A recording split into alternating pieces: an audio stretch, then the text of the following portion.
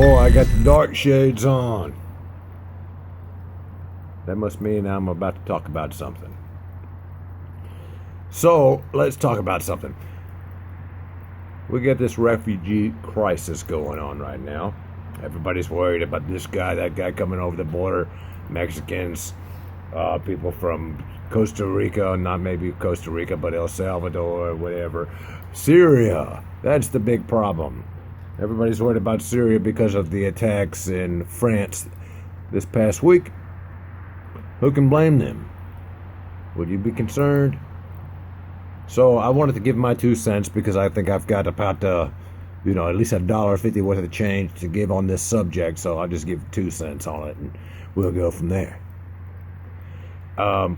Basically, half of my family is from Poland. They all came over here from Poland. My mom first, at the age of 19, knowing nothing really about America and didn't even know how to speak the language, but guess what? She assimilated. She got a job and she just did American things, became an American. She worked. She even went to school to become an LPN. She didn't really teach us, me and my sister, Polish because she wanted us to be Americans. Looking back, I would have probably wished that she taught us a little bit more Polish than she did, but hey, she wanted us to be Americans because she assimilated. Now, are the people coming from these third world countries, are they assimilating? Some are, some aren't. But I think the ones that aren't, that's kind of problematic because when you want to come to America, I think you need to assimilate. And if you're not assimilating, you're not really coming to America to be an American. You're coming to America to take advantage of the situation. And, just basically take advantage of the fact that you're in America. Welfare, whatever you want to call it. But anyway, let's look at my uncle. He came over a couple years later. Also, he didn't know any English. Guess what he did? He learned English. He got a job as a boat hand on the somewhere in the port of Miami or maybe port of Fort Lauderdale, whatever. So he worked and he busted his ass and he made some money, got some contacts, then he got a job with a big company, moved to Chicago, did some deals up there, moved to LA, did some deals down there, moved back to Florida, did more deals. And guess what? Now he's like a retired CrossFitter super cyclist dude. This guy's living it up because he worked hard and he assimilated. I know that's such a hard thing for a lot of people to understand, but I have no problems with any immigrants that want to come here and assimilate. And one thing is, you kind of got to come over here with some kind of a legal method. You can't just jump over here and nobody knows who you are. Hot borders. No, you got to come here some sort of legal way. If you could find a kind of a sneaky way to do it legally, that's fine. You work the system. We need smart people. So anyway, my uncle married a lady from Colombia. Guess what she did? She assimilated. She's down with all the cool things with Americana. Coolest aunt you'll ever have.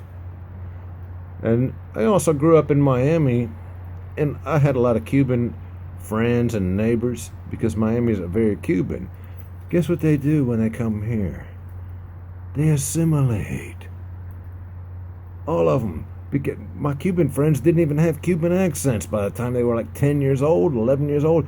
They wanted to go out in the woods with us white boys and we were making forts and doing stupid stuff like that. They loved it. And nobody looked at him like, oh, you're Cuban, get away from here. We didn't even do that. You're like, hey, you want to build a fort? You want to be on our fort or their fort? Come on. Take our fort. And they did. They were good friends. We had a great time. My grandma, she came over here. She came over here late in life, so it was really hard for her to learn English, but she tried as hard as she could. I mean, she made up English words that only I could understand and my sister. I don't even know if my mom could understand her mother's English, but me and my sister could because we got used to it. But she tried hard, and she knew she was trying to be, and she really loved living in America. She, lived in her apartment when she got older and just did great. And I've got cousins that came over. I got one that I woke up at like 4 o'clock in the morning when I was a little kid, and I see this guy sleeping in my room. I'm like, who the hell is this guy? I look over, and I'm like, what the hell? And I wake up in the morning later, I just figured whatever, and the morning time came around, and I asked my mom, who's this guy? And she goes, that's your cousin from Poland. He didn't know any English at all. Funny story, a little side note. I took him to meet my other buddies, and he was a couple years older than me, so I had a friend that had a brother a couple years older than me as well, and he taught him that when you meet somebody in America, the first thing you should do is, of course, be cordial and introduce yourself. Hello, fuck you.